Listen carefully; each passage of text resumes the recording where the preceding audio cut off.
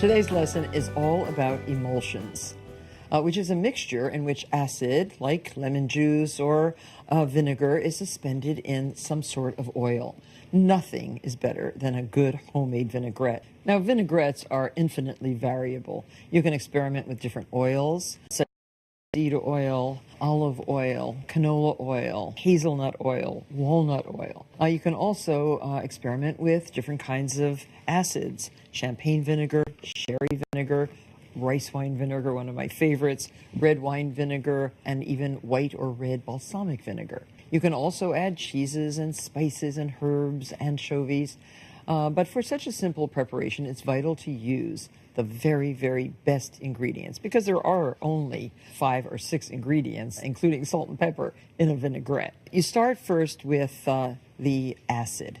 And I like to put the acid right in either a salad bowl like this, if I'm going to be tossing a salad, or in a jar like this with a tight-fitting cap so you can shake it. This is the way I generally make a vinaigrette at home. I think I'll make a champagne vinegar vinaigrette today. And in your pantry, you should have a variety of good oils and a variety of good vinegars. So basically start with a tablespoon or 2 of the acid, and I'm going to start with 2 tablespoons of white champagne vinegar. And into the vinegar, I put a half a teaspoon of salt. And I like to mix that together. I like the salt to be dissolved. I remember when I was in France, the first time I ever went to France, and the waiter mixed the vinaigrette right at the table using 2 spoons like this and mixing the salt in the spoon and then putting it in the bowl. I've never forgotten that. So I always try to mix the salt into the acid. And now this is going to be a vinaigrette to dress a lettuce salad. So Dijon mustard. And about a half a tablespoon of Dijon mustard. Keep both grainy and smooth Dijon mustard on hand in the refrigerator. A very versatile addition to a lot of different dishes that you make in your kitchen. And some black pepper. I'd say, about a quarter of a teaspoon freshly ground black pepper. And because this is going to address greens that just were picked out of my garden, add 1 shallot that's been very finely minced. Shallot is a member of the onion family. It has a very nice mild taste. It'll add crunch and additional flavor to the vinaigrette. So basically, that's the acid into which we will add oil. This one is just going to be a plain olive oil vinaigrette. Now, this is where the emulsification takes place. And the general proportions: 3 parts oil, 1 part acid. So just start drizzling, and you're going to see this vinegar in the bowl become emulsified in the oil. Now, you have to do this in a steady stream, just droplet by droplet, and whisk vigorously until you see a visible thickening take place. And if you measured this, you would see that we used 2 tablespoons of vinegar, and we're going to use approximately 6 tablespoons of oil, 3 to 1. Oh, see, it's already becoming thick and creamy, and it smells really good. Important to add this in steady, slow stream. If you dumped it all in at once, it would take a lot longer to emulsify. But you see, you don't see any separation occurring here. Really creamy and beautiful. Little tiny bit more. And really and truly, this is a very smart way to do it, because if you do it in the salad bowl in which you're going to make your salad, you haven't made too much dressing, you don't have leftover, and you can toss your salad right here, and you use up every single bit of the expensive oil and the expensive vinegar that you have invested in to make a great vinaigrette. So there it is, vinaigrette, simple vinaigrette. Now, the jar method, very similar in terms of ingredients, but I'll just vary it a little bit. I think I'll do a rice wine vinaigrette. Again, measure your ingredients. I'll do 3 tablespoons of rice wine vinegar. That means how many tablespoons of oil? 9. A little bit more salt this time. And rice wine vinegar has a kind of a little bit of a sweetness to it, and I enhance the sweetness with just a pinch of, I think it tastes, black pepper. And we'll do a grapeseed oil. Very nice, almost flavorless oil, but it really mixes nicely with the rice wine vinaigrette. We're going to measure 9 tablespoons.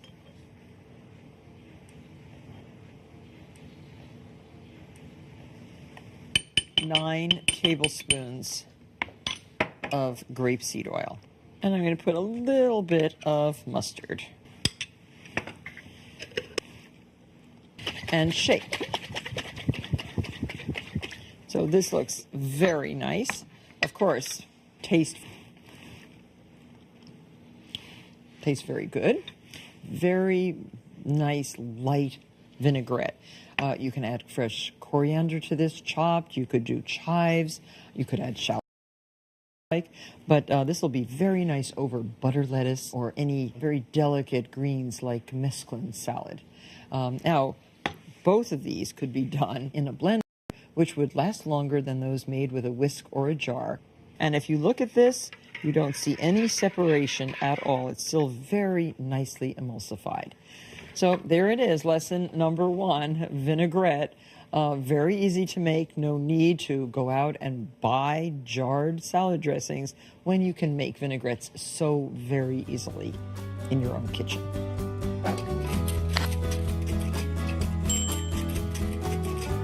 The 4 most popular creamy salad dressings in America are Green Goddess, Cucumber Ranch, Buttermilk Herb, and Blue Cheese. And these dressings never seem to go out of style, but that doesn't mean that you shouldn't tailor them for modern palates. Make them a little bit lighter, a little less caloric would be good.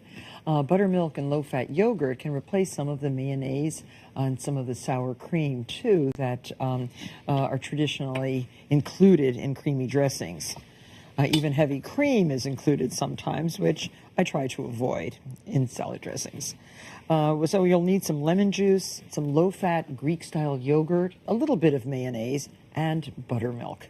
And for this creamy dressing, we're also going to incorporate 4 ounces of the best blue cheese, like a Roquefort. It would be very, very nice. And so now just incorporate all the ingredients. Low-fat yogurt, 1/4 cup. Same for the mayonnaise, 1/4 cup. Approximately a tablespoon of fresh lemon juice. When you're making salad dressings, always use fresh juice. Squeeze it just like this. A tablespoon is perfect. And we're also using some fresh chopped thyme leaves. No stems.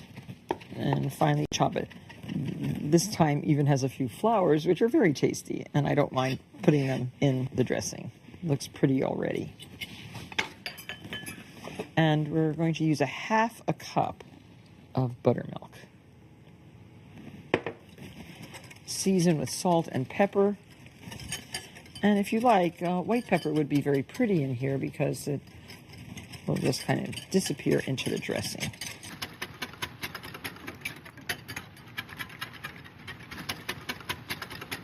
Now, I like my dressing with crumbles of blue cheese in it. I like it creamy with lumps. You might find that you want to make it very, very creamy. You can do that with a whisk. Just keep whisking in the cheese, and it will become creamier and creamier. But use approximately 4 ounces of blue cheese. And I just like to crumble it right in to the dressing.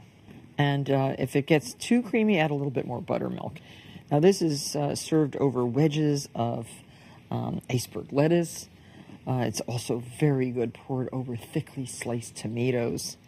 I also like it with endive. Endive is a nice crispy spear-like green, which is white, but it's very good on it. And it's also good on radicchio. I love it on radicchio, the blue cheese. And stir this up. There. So that's it. Creamy blue cheese dressing.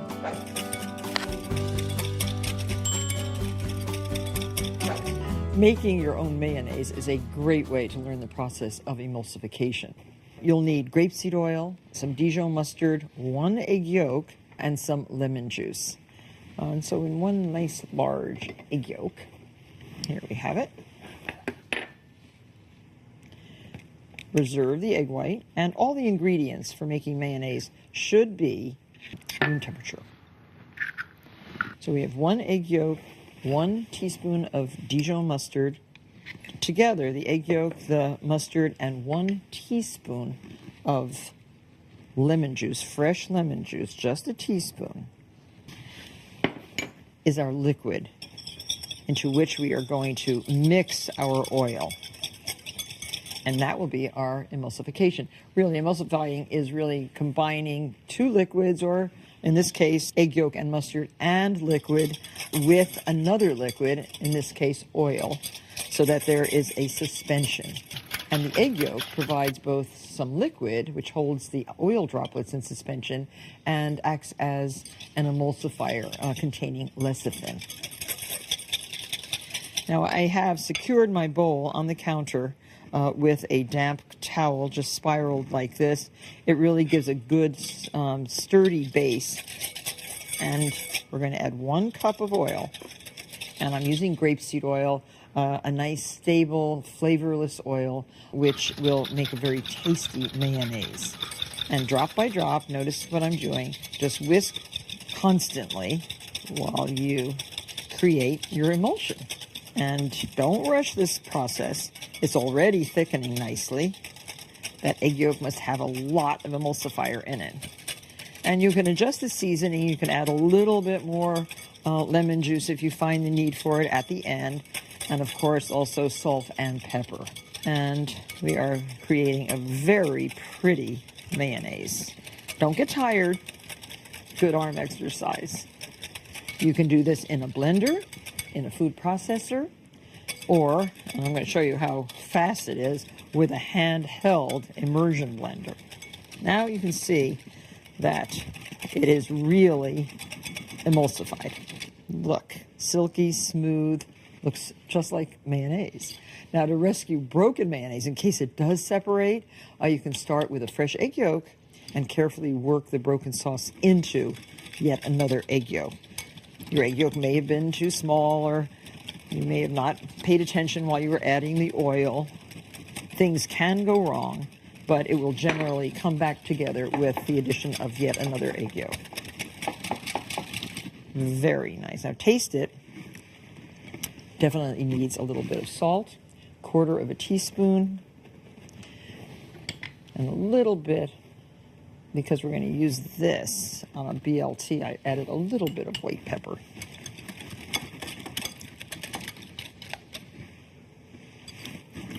Much better with the salt. Now, if it has to be thin, if it's too thick, you can add just a tiny, tiny bit of water, room temperature water. So there you have a very nice homemade mayonnaise. And you can keep this, I would say, maybe up to 5 or 6 days in the refrigerator. Now, let me show you how fast it is to make it with this handheld immersion blender. Many of you must have one of these at home. There's a blade right in here, keep your fingers away, that acts like an electric mixer. And this is great for pureeing and for making soups and sauces.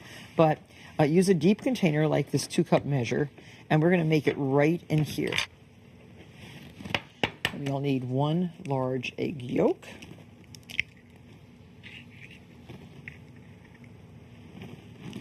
Use the best, freshest eggs, of course. And a teaspoon of high-quality Dijon mustard, and a teaspoon of lemon juice. And we have yet another cup of grapeseed oil. So we're going to incorporate this. Now, watch how quickly the emulsification takes place. Now, drop the oil like right on top. And generally, you can hear the emulsification take place. The sound, as the mixture thickens, is audibly different from when you started. Getting thicker. Sounds like it's having a little bit more difficulty turning. It isn't, but it has already thickened up. Then you can speed up the addition process. You have very nice quality mayonnaise. So nice. So whether you make your mayonnaise emulsion by hand or with a blender, you will find that the taste is superior and the texture absolutely superb. Use it on sandwiches, in salads. You'll like it.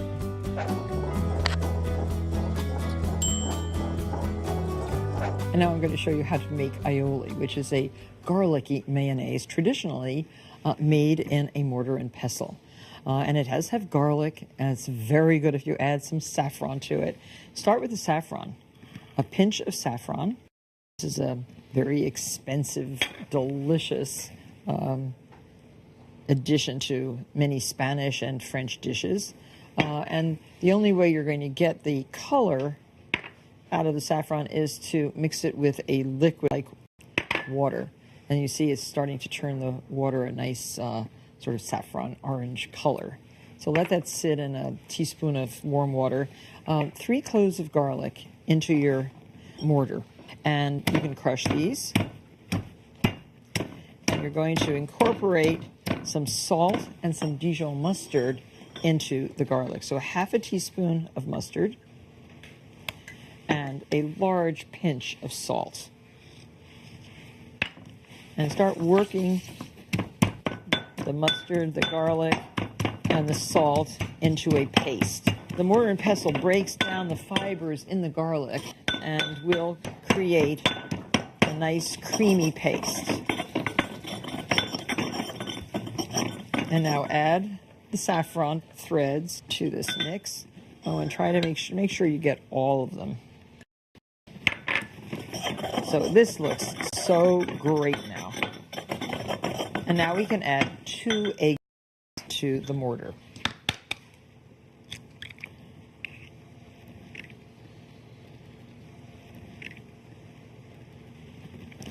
One, 2.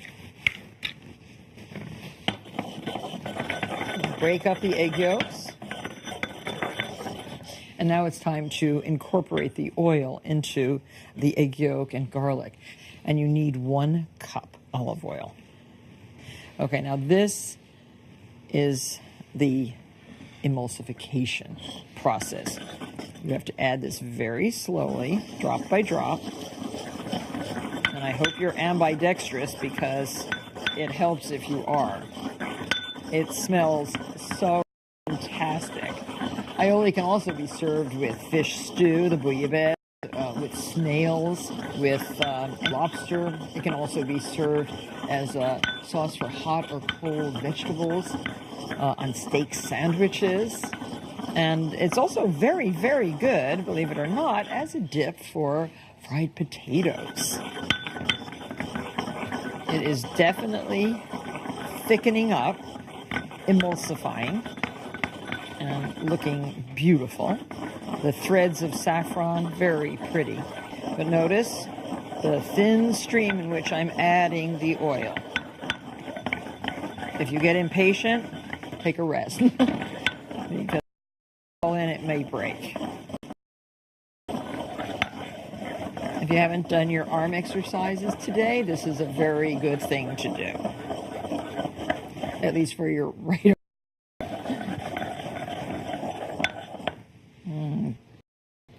Beautiful, beautiful. Get a little taste. Very good. Okay, I think it is done, and it is perfect. Sometimes the old by hand method works the best. So scrape off your pestle. Now put this in your serving bowl or little cups to put at each place, depending on what you're serving. But boy, that looks utterly delicious. Taste for seasoning. I think I could use a tiny bit more salt. And you have very, very nice aioli, another emulsion. Now, what to do with all your emulsions? Well, for the aioli, this would be a good thing. A nice, not too much, it's rich, by the way. A nice dish on a plate of sauteed fish and oven roasted potatoes. What a delicious plate that is. And what about the mayonnaise? Well, I love BLTs, especially when I can go out and pick a tomato from my garden and slice it, cook up some bacon, pick some lettuce, basil, and create a delicious BLT. Butter your toast, put on some crispy lettuce. I like romaine or even iceberg, but romaine is nice because it has a great color. And then a couple slices of garden ripe tomato and some basil. Basil leaves are so good in a sandwich. I think people don't realize that basil doesn't have to be just in pesto or in pasta. Very, very tasty. Oh, and don't forget some salt and pepper on your tomato. And then a big helping of that rich, delicious mayonnaise that you've just made. Oh, don't forget the bacon. I think 2 of bacon. And there is a spectacular BLT.